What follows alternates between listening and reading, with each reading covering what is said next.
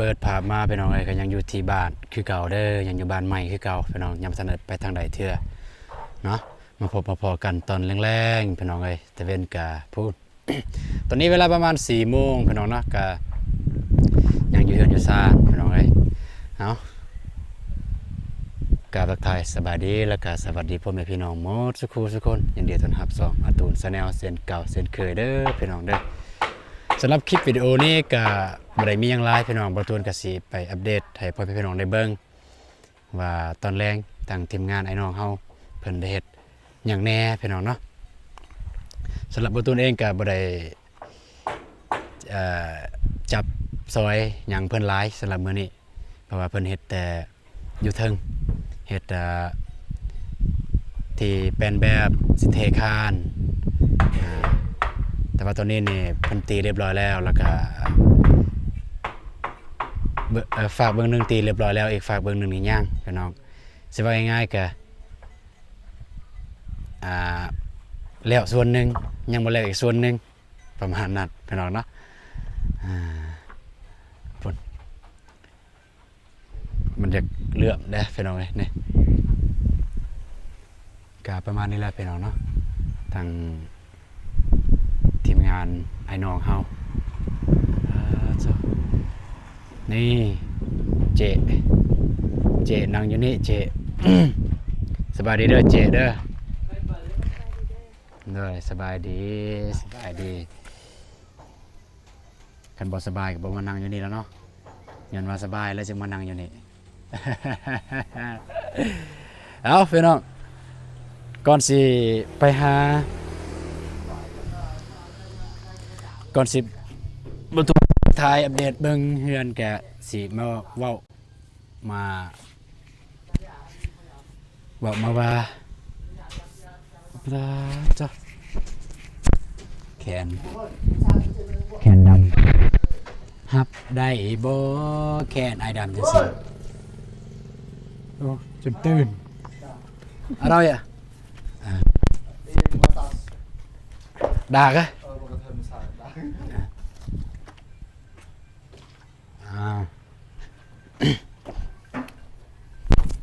คิดว่าอ้ายเพิ่นห้องเฮาบ่แม่นเอาพี่น้องเอ้ยเรื่องที่อยากจะมาเว้าก็คือเรื่องการถ่ายคลิปนี่แหละพี่น้องเนาะโดยเฉพาะบอลตูนก็เลื่อนไปเห็นคลิปทีมงานโดยเฉพาะซองของเบาเตียงแล้วก็มีซองทีมงานเล่ากลางปิ้วถึกระงับการสร้างรายได้พี่น้องเอ้ยก็เข้าไปเบิ่งข่าวๆอยู่หั่นก็สาเหตุหลักๆก็มันผิดซุ่มซนพี่น้องผิดกฎซุ่มซนที่ YouTube บ่ให้ถ่ายที่ YouTube บ่อยากให้ถ่ายคือ1เด็กน้อยเฮ็ดเวียกก็บ่ได้เด้อพี่น้องเด้อมันลักษณะเฮาเด็กน้อยยืนซื่อๆก็บ่ได้ลักษณะเฮาไป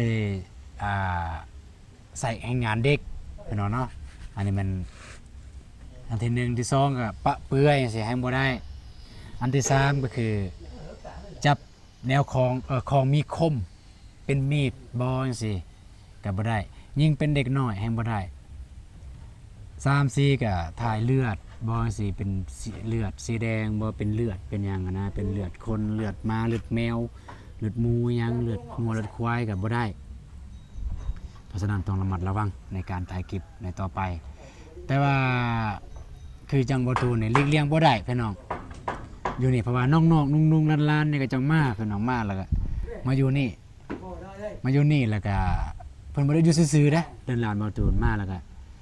ซอยเวียกแบบยกนั่นยกนี่คือบล็อกพี่น้องบล็อกเทื่อละบล็อก2บล็อกจังซี่แบบคือจังว่าเด็กน้อยเนาะ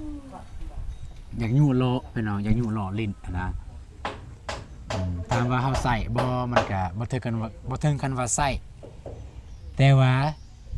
AI กับคนมันบ่ได้คือกันนะ AI คือแบบว่าเป็นข้อบังคับเลย AI ผิดคือผิดถูกคือถูกคนเฮายังว่านโยบายได้สำเนียงบ่เป็นหยังแต่ยังบ่ทันมีการได้รับบาดเจ็บเป็นหยังถือว่ายังให้อภัยได้ หรือว่ายังมีการนโยบายให้ ซอง อันนี้เป็นคนเฮา ซองบ่เตียงซองหนึงบ่ถูกปิด แม่น เห็นอยู่ แล้วก็เห็นทีมงานลาวใต้ก็เว้าอยู่เรื่อง YouTube ไปแล้วทางซองเบาเตียงซองไม้ก็คือมีเบาเมฆเบาอนงอยู่หั่นเบาโกมาถามเรื่องเบาโกเว้าเรื่องอาชีพ YouTube เป็นไรกันเนาะเฮ็ด YouTube คือ YouTube นี่สิบอกน้องเด้อ YouTube นี่เฮาเฮ็ดเป็นงานเป็นการแบบเป็นอาชีพเลยบ่ได้เพราะมันบ่แน่นอนเฮาบ่ฮู้ว่า2สิปิดมื้อใดแต่ว่าในช่วงที่2บ่ทันได้ปิด YouTube บ่ได้ทรยศเฮาคันเฮาดูเฮาถ่ายคลิปมันตะขึ้นตามคุณพยัญชนะของเฮาถ้าเฮาค้านเฮาก็บ่ได้เงินถ้าดุได้เงินแนวนั้นนะโอเคก็ประมาณนั้นแหละพี่น้องเนาะก็คือถ้าในมือเป็นจังสีแล้วบ่ตูนว่าถ้าในมือจังสีแล้วถ้ามื้อใดมื้อหนึง YouTube บ่ให้ถ่ายคลิปโอ้ขอโทษพ่อแม่พี่น้อง FC เลยเนาะบ่ได้ถ่ายคลิปลง YouTube เลยถ้าเป็นจังซั่นได้แต่จะได้ก็ตามแต่ก็บ่ตูนก็ขอแสดงความฮักแพงมายังพ่อแม่พี่น้องในตอนมีโอกาสในตอนนี้ก็คือมีโอกาสทางยังได้ลงคลิปนะก็คือก็ยังฮักยังคิดถึงพ่อแม่พี่น้องที่คอยเบิ่งคอยตำหนิติชมเฮาวันใดเฮาเฮ็ดผิดพลาดเพิ่นก็ตำหนิติชมและในเมื่อจังสันแล้วพี่น้องเนาะในเมื่อข้อห้ามจังสันมีหลายคลิปก็มีข้อจำกัดบาดนี่พอสุดท้ายแล้วรู้เละๆก็บ่ได้แล้วก็ที่สำคัญแม่นเฮาจะบ่ได้คลิปหลายเฮาจะได้คลิปแต่น้อยเดียวเพราะว่าแม่นเพราะว่าคันเฮาคือปกติที่ผ่านมาเฮาถ่ายแบบมีเด็กน้อยก็ถ่ายเลยมันบ่เป็นหยังเนาะ เล็กน้อยเฮ็ดเวียก ไอ้น้อยๆก็ถ่ายเลยบ่เป็นหยังแต่ในเมื่อเป็นจังซี่แล้วเมื่อเด็กน้อยเฮ็ดเวียกเขาก็บ่ได้ถ่ายคลิปแบบนี้สมมุติว่ามีเด็กน้อยอยู่ในหันเขาสิไล่เด็กน้อยนี่ก็จักสิว่าหรือจังไดเนาะมันแต่อาศัยความระมัดระวังสติมันน้อยก็รอติดตามเบิ่งนำกันว่าเป็นจังใดจะได้ก็ตามแต่พี่น้องเนาะจะได้ก็ตามแต่จะถึกปิดหรือบ่ถึกปิดหรือถ้าสมมุติว่าถึกปิดซองเฮาก็ขอให้ถึกปิดในตอนที่เฮือนเฮาแล้วเนาะบ่แม่นอื่นก็อยากให้พ่อแม่พี่น้องได้เบิ่งนำกันว่าเฮือนเฮาในตอนแล้วเป็นแนวใดแต่บ่ตูนยังบ่สามารถกำหนดได้ว่าแล้วตอนใด บ่สามารถกำหนดว่าแล้วว่าสิแล้วตอนใดสำหรับเฮือนได้เนาะแต่น้อยตอนนี้ทุกคนเนี่ยภาวาเลยภาวาคือภาวาแตกตื่นเลยเรื่อง YouTube เนี่ยพากันแตกตื่นเลยบาดเนี่ย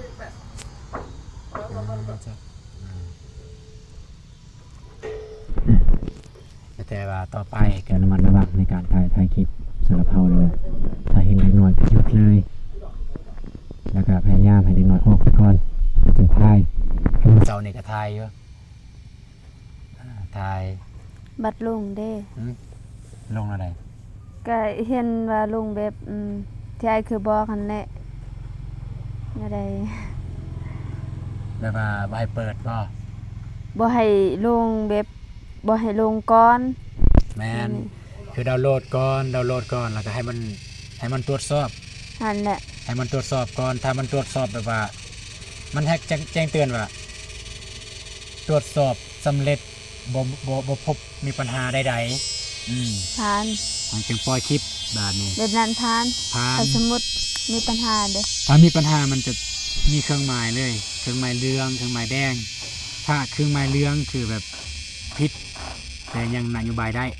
แต่บ่ให้เฮ็ดซ้ำ2ซ้ำ3ซ้ำ4บ่เฮ็ดแบบนั้นอีกความหมายนะแต่ถ้าเครื่องหมายแดงแม่นบ่ได้เลยเครื่องหมายแดงประมาณนั้น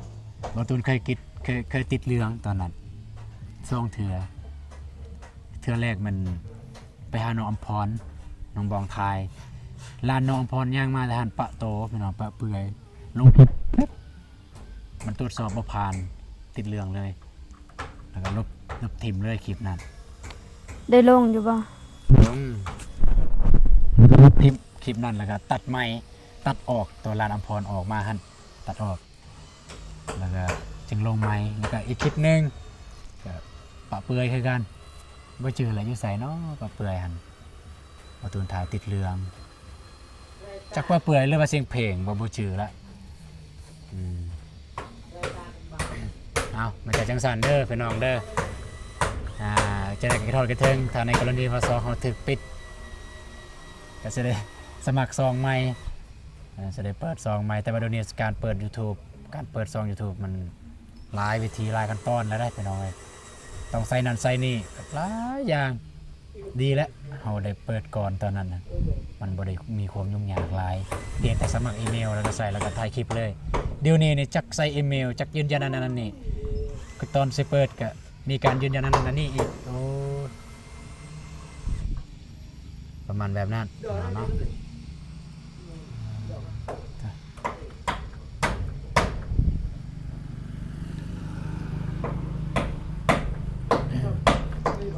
คือกาแฟยังซีกับให้จับเลยกาแฟยังซีมันผิดได้เนี่ยถึกไฟนี่ไฟมันมีอันมันก็โพดมันมีเปลวไฟมันออกแต่ดอกไฟมันออกแต่กับไฟนั่นแหละพี่น้องกับประมาณนั้นสำหรับเรื่องถ่ายคลิปอันนี้ที่สองนี่ก็แต่เราถ่ายเบิ่งจะตามเบิ่งนำกันเพราะว่าเครื่องก็เขาจะซื้อเบิดแล้วนี่ทางหลังเฮานี่ก็คือของพ่อใหญ่เป็นของพ่อใหญ่เพิ่นแหละซื้อให้ก็ติดตามเบิ่งนำกันว่าไอ้น้องเฮาก็ใส่เวลาอีกจักมื้อจะสิก่อแล้วน้องเนาะหลังจากก่อแล้วนี่ก็น่าจะสิได้พักผ่อนน้องอันนึงจากว่าเป็นหน้าที่ให้พี่น้องนะพี่น้องคนพักผ่อนแล้วก็ไปให้ดีเฮ็ดงานของเพิ่นอันสองก็เครื่องเฮาหมดแล้วเด้เครื่องเฮาหมดก็โจะไว้ก่อน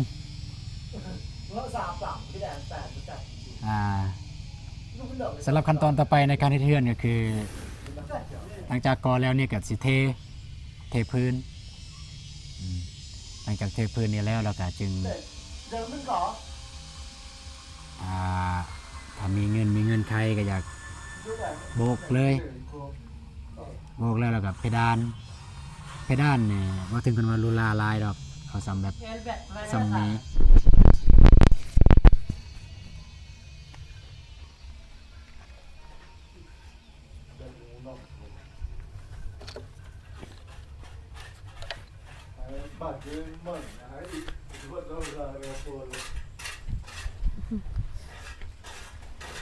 จะใส่เวียก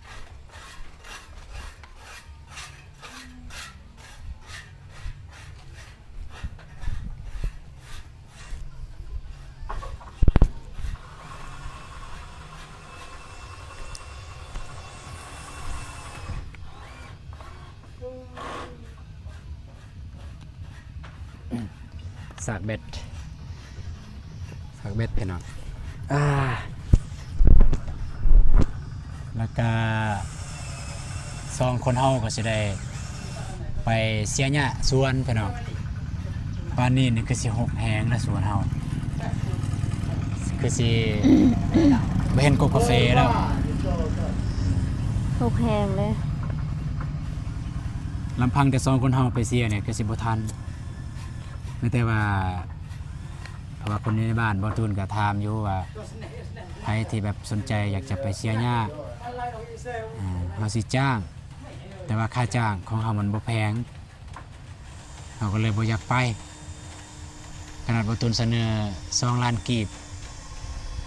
แบบมันบ่แพงสำหรับเขาอะนะแต่มันหลายสำหรับเฮาแล้ว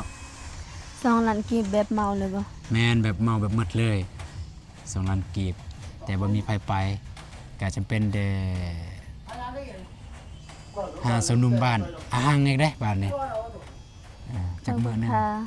จักมื้อหนึงโอเคโอเคไปพี่น้องไปเฮ็ดเวียกเฮ็ดงานบ้านนี่เอาหน่อยอุ่นออกอ่ะ กิ๊ก อุ่นออกอ่ะอีกัดกันอยู่ไหน กิ๊ก อีกัดมาอยู่ต่อยเอ่อ เ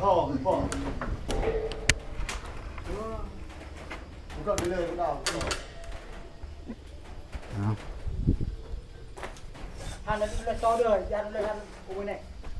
เทขานวันนี้เทขานเย้แทกไอ้ก็เลยโดย รู้เลยก็ไม่ทันโอเค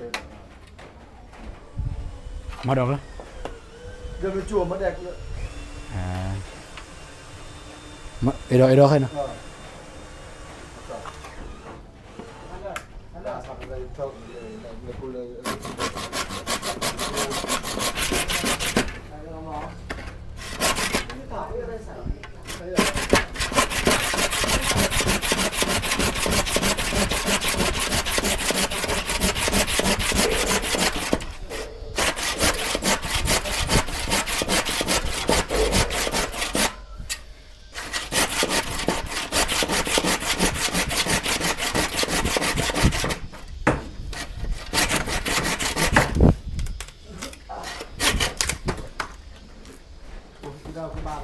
เอา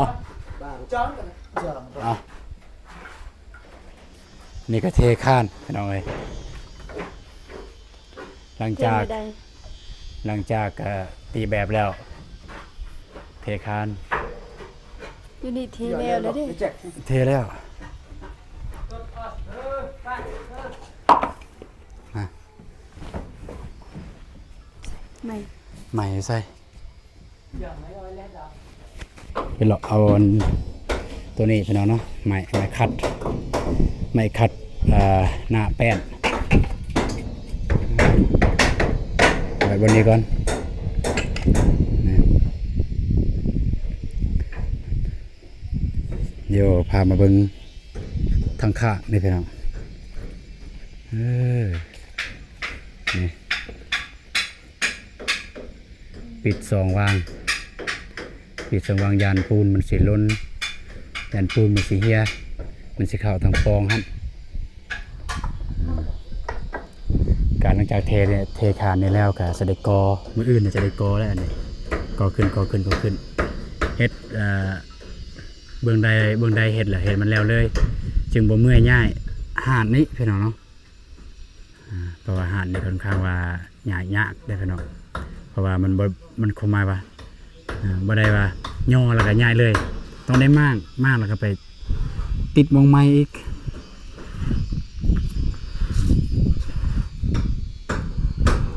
เดี๋ยวสิพาไปเบิ่งฝาเบิ่งนั่นอีกฝาเบิ่งนั่นนี่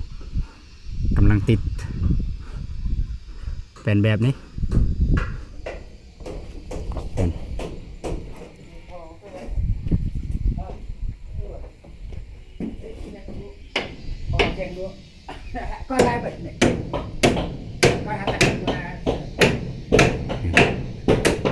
น้ำเรากำลังตอกอยู่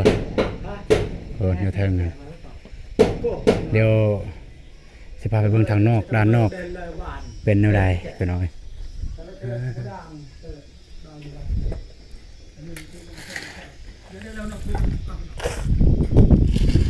นี่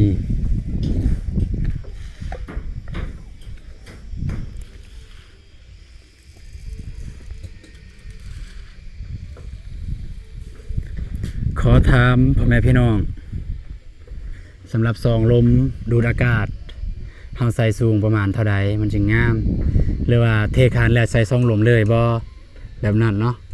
คิดว่าได้บ่ตูนคิดว่าเด้ตามที่บ่ตูนคิดว่ามันแบบนั้นใส่ซองลมปุ๊บแล้วเทคานนี่แล้วก็มั่งมาบัดหลังจากแห้งแล้วก็มั่งแล้วก็ใส่ซองลมมาใส่เอาซองลมมาใส่ซองลมก็คือซองลมใหม่นั่นแหละซองลมขนาด25 x 25ใส่ตัวนั้นเอาเพื่อว่าต่อไปเฮามีเงื่อนไขอยากซื้อเป็นพัดลมดูดอากาศเลยก็ซื้อได้บัดนี้มาใส่มาซุบใส่ และอยู่ในห้องโถงนี้บ่ตุนอยากถามว่าหันจะใส่จักอัน2หลุมจักปองเดียวพอบ่หรือว่าซองเนาะคันซองนี่มันอยู่นี่1อยู่นี่2 2หลุมแป๊บนี่แล้วก็อยู่ห้องน้ำนี่1ต้องได้ใส่อยู่แล้วอยู่ห้องน้ำนี่1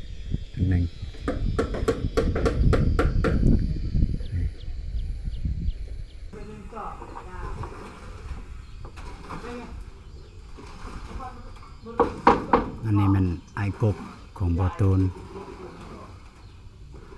ไอ้กกสำหรับวันผู้ที่รถเสียเมื่อวานนี้มันเพิ่นเสียใจเพิ่นไปนอนป่าเลยกับน้องไผ่เสียใจแบบเลือใจรถเสียนะอุตส่าห์เฮ็ดเวียกมาหลายปีสำสาสิได้รถคันหนึงมูมาลักซ้ำไปนอนป่าเลยพี่น้องเมื่อวานเนี่ยออกสวนแล้วก็บ่มาบ้านเลยพอดีบ่ตูนก็เป็นห่วงอยู่ก็เลยโทรถามว่าเป็นจังได๋คือบ่มาบ้านว่าสินอนป่าช่วงนี้มันไกลแน่บ่อยากเที่ยวเมื่อยแต่เฮาก็ฮู้อยู่ว่าน้องเพิ่นคิดจังใดเนาะน้องเพิ่นเมื่อยน้องเพิ่นท้อหั่นล่ะสิไปนอนป่า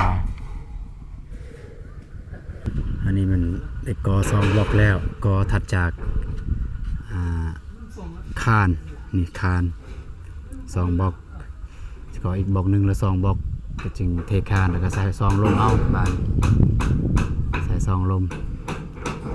นี่แหละ2ลมอยู่ใน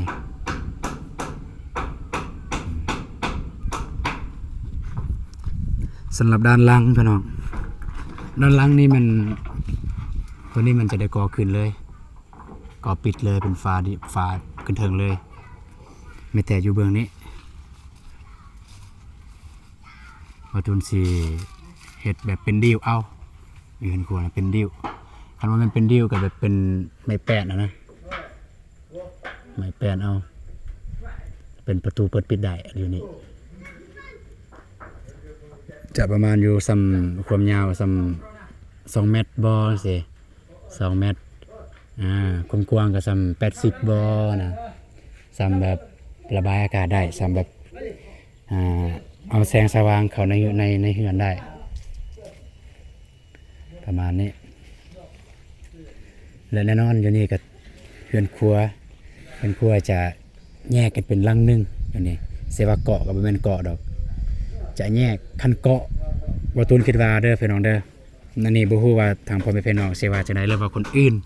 คนในบ้านหรือว่าไผก็ตามแต่ที่เขาไม่เห็นล่ะเขาสิว่าแนวใดสำหรับความคิดของบ่ตูนคือสิเกาะ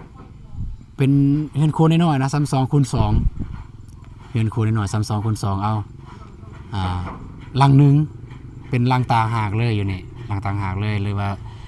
เอาไม้เอาหยังไม้แป้นไม้นี่แหละไม้แอมก็ได้นี่ไม้ที่เรือนี่แหละไม้ที่เฮ็ดเป็นแป้นแบบนั่นแหละไม้เฮ็ดเพราะว่ายังเฮ็ดจังซั่นเพิ่นเนาะเพราะว่าเฮือนครัวปุ๊บแบบเฮาดังไฟพี่น้องดังไฟแล้วคันเกาะมาแต่นี่แล้วมาใส่นี่เลยแน่นอนแล้วไฟแต่เฮือนครัวมันสิเข้าไปในแต่มันสิเปื้อนคือเก่าเพราะฉะนั้นรังที่เฮาจะดังไฟหั่นเป็นรังนึงเลยรังน้อยๆหรอกบ่ได้ใหญ่ประมาณนั้นพี่น้องเนาะอันนี้มันเฮือนครัวแล้วก็สำหรับเบื้องที่บ่ตูนยืนเมื่อกี้นี้นี่มันเป็นห้องน้ำในบ่ฮู้ว่าสิเกาะบ่หรือว่าเป็นรางต่างหากเลยก็เราถ้าเบิ่งนํกันแต่คันย่านบ่ตูนย่านว่าคันเกาะนี่มันสิเบิดความงามเลยเฮือนมันสิเบิดความงามคันเกาะออกนะแล้วก็มันจะเฮ็ดให้เฮือนใหญ่ขึ้นประมาณนั้นใหญ่แฮงแล้วก็มันบ่เหมาะอีกตามแผนแกสิเฮ็ดเป็นรางต่างหากห้องน้ำรางต่างหากห้องน้ำสาธารณะห้องน้ำที่แบบว่าไผมาใส่ก็ได้แขกคนผู้ใดก็ตามแต่ที่ใดมาสมมุติว่าเพิ่นมาฮอดหน้าเฮือนเฮาแล้วจะเข้าห้องน้ำเพิ่นก็สามารถมาเข้าได้เลยประมาณนั้นนะจะบ่มีการจำกัดแต่ว่าห้องน้ำอยู่ในห้องน้ำอยู่ในเฮือนนั้นจะมีข้อจำกัดก็คือ มื้อใดที่เฮาบ่ได้อยู่เฮือนคือจะบ่ได้ใส่ประมาณนั้นเนาะแต่ทั้งหมดทั้งมวลที่ว่ามื้อนี้ก็ค่อยเป็นค่อยไปพี่น้องเนาะก็บ่แม่นว่าสิได้เฮ็ดบาทเดียวเลยย่างมาฮอดนี่มาเห็นกกกาแฟที่แม่ปลูกใหม่พี่น้องนี่แม่เพิ่นเอาเบียร์กาแฟบาวตุนกับน้องบองเพิ่นเอามาปลูกอยู่นี่ปลูกทดแทนบอนที่กกมันตายแล้วนี่ประมาณ 4-5 กกนั่นแหละอยู่บอนนี้แล้วก็แม่เฒ่าบาวตุนก็ได้บอกอยู่บอกน้องบองให้บอกแม่เฒ่าคันอยากเอากาแฟไปปลูกแทนอยู่สวนมันมีกกมันตายแล้วนะอยากเอาตัวน้อยไปปลูกก็มาเอาพอดีมื้อนั้นแม่เฒ่าก็มาเอา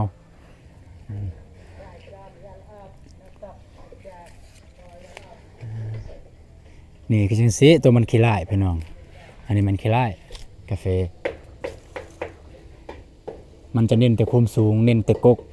แต่บ่เน้นมากในมลดก๊อดแก๊สนี่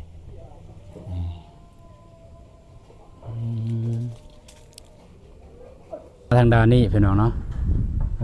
จ้ะคันมันมีโกกาแฟเนี่ยจะได้เห็นเบิดเลยทางนี้นี่แหละเพื่อนมาทางนี้ก็คิดพอเรื่องอันนี้พี่น้องเนาะพอดีพนักงานไฟฟ้ามือนั้นหันเพิ่นมาถามเพิ่นว่าสนใจอยากเอาไฟลงบ่เพิ่นว่านี่แต่เสาร์อันนี้แหละเพิ่นว่าสนใจอยากเอาไฟลงบ่มาตุ้นก็ถามว่าสิเอานำเท่าใดนี่บ่ฮอด10 เมตรดอกพี่น้องนี่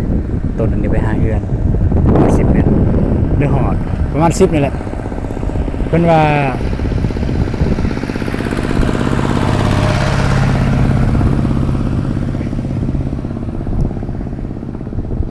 5 ล้านปลายพี่น้องเอ้ยบ่ตูนยังบ่ทันมีเงินสิเอาลงแต่ก็สนใจอยากจะเอาลงอยู่5 ล้านปลายถ้าเป็นเงินบาทก็ประมาณอยู่ 8,000 พี่น้องเนาะแต่ต้องมีคำว่าแต่ตัวนี้เป็นหยังต้องว่าแต่พี่น้องเนาะ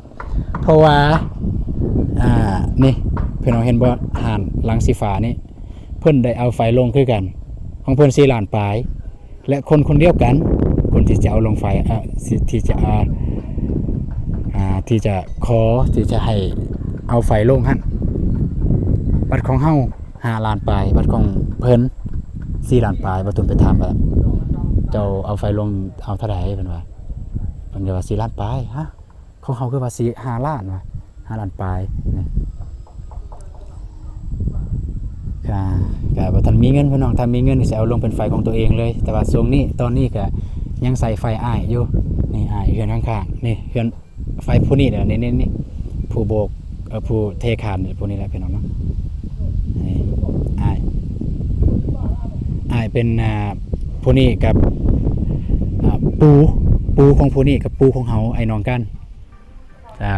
จะสิว่าง่ายๆก็ตระกูลเดียวกันว่าซั่นซะกับทางอ้ายเพิ่นแต่ว่าถึงแม้ว่าเฮาบ่ได้ไอ้น้องคิงแต่ว่าความสามัคคียังหนักแน่นอยู่กับอ้ายเพิ่นก็หลายคนกับไอ้น้องของเพิ่นพุ่นไอ้น้องของเพิ่นส่วนหลายเฮือนจะแถวลุมพูนพี่น้องแต่เพิ่นละอยู่นี่มื้อนี้ก็คือเก่าเฒ่ายองมาซอยงานพี่น้องสบายดีเด้อเฒ่ายองเด้อสบายดี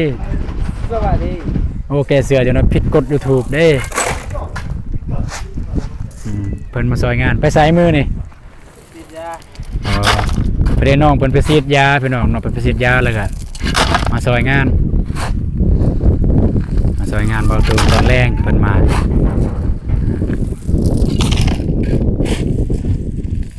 นี่เพิ่นสิสมปูนแล้วก็เท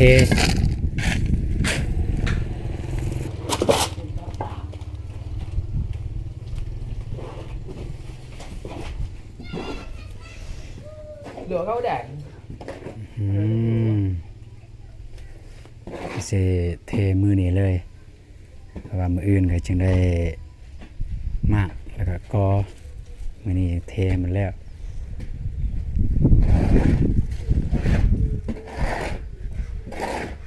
ตัวนี้ก็กอขึ้นแล้วไปน้องเอ้ยนี่ ประตูลืมท้ายเมื่อกี้นี่ก็ขึ้นแล้ว1 2 3 4 5 6บล็อก1 2 3 4 5 6 7เป็น7บล็อกก็ขึ้นแต่ก็ยังลายอยู่อันนี้ก็เสด็จเทคานอยู่นี่เทคานอยู่กลางนี่แล้วก็อันนี้ก็เทคานคือกันเททับวงประตูใหญ่ต้องได้เททับได้เป็นน้องไงถ้าบ่เททับมันบ่แข็งแห้งนี่ตอนนี้เวลา16:57 นาทีแล้วเด้อพี่น้องเด้อ16 โมงนี่ก็คือ4 โมงแรงแต่ว่าทางลาวเฮาเอิ้นว่า5 โมงหยังอันนี้หยัง3ตัวนี้5 โมงหยังเด้อ5 โมงหยัง3ก็ถือว่าฮอดโมงเลิกเวียกเลิกงานแล้วเมื่อยทีมงานก็ได้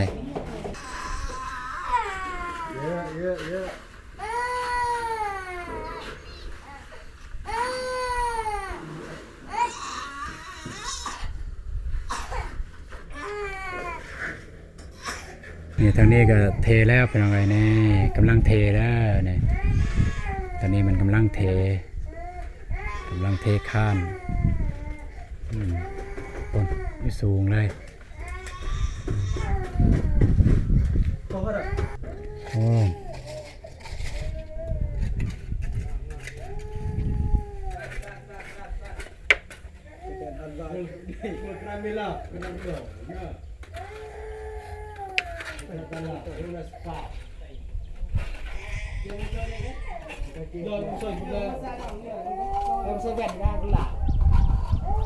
ไปพักผ่อนเมื่อยเด้อพักผ่อนกะประมาณนี้เด้อพี่น้องเด้อสำหรับตอนแรงมื้อนี้กะตามที่บทุนได้ถ่ายไปพี่น้องได้เบิ่งก็ตามนี้แหละพี่น้องเนาะก็จะฝ่าเบื่อจะฝ่านายบทุนก็เว้าหลายเทื่อเพราะเป็นหยังจังหวะจังซั่นพี่น้องเนาะเพราะว่ามันอยู่บ่อนเก่ายันว่าพี่น้องสิโอ้ยอยู่แต่มองเก่าก็รู้สึกเบื่อก็ขอโทษขอไปหลายๆเด้อพี่น้องเด้อเอาพี่น้องเนาะการสำหรับคลิปนี้บทุนก็จะได้จบคลิปเพียงเท่านี้ก่อนพี่น้องเลยก็มีแต่ว่าเราถ้าติดตามเบิ่งมื้ออื่นถ้าทีมงานเฮาบ่ได้พักบ่ได้พรมื้ออื่นก็จะได้มาดำเนินต่อถ้าทีมงานพักพรก็แล้วจึงว่าการมือต่อไปพี่น้องเนาะเอาสำหรับคลิปนี้ก็ก่อนอื่นหมดก็ขอบคุณใจเด้อผู้ใหญ่ใจบุญและพี่ทุกท่านที่ติดตามชมคลิปของบตูนและก็น้องบ้องตั้งแต่ต้นคลิปจนจบคลิปจะได้กับขอให้พ่อแม่พี่น้องมีสุขภาพแข็งแรงแล้วหล่ำรวยเบิดสุขสุขคนไปพี่น้องเจอกันในคลิปต่อไปคลิปนี้สบายดีเด้อพี่น้องลืมบอกกับน้องบ้องเปิ่นเมื่อแล้วเด้อเปิ่นเมื่อนึ่งเขาพี่น้องบตูนเลยอยู่ผู้เดียวอยู่นี่อยู่รอถ่าเก็บเครื่องเมียนคลองแล้วก็อยู่ลุ่มนี่แหละทีมงานเพิ่นอยู่เทิงแล้วก็ใส่เอาอยู่ลุ่มเฮาก็ใส่จับนั่นจับนี่ให้เพิ่นไปพี่น้องเจอกันคลิปต่อไปไปโอ้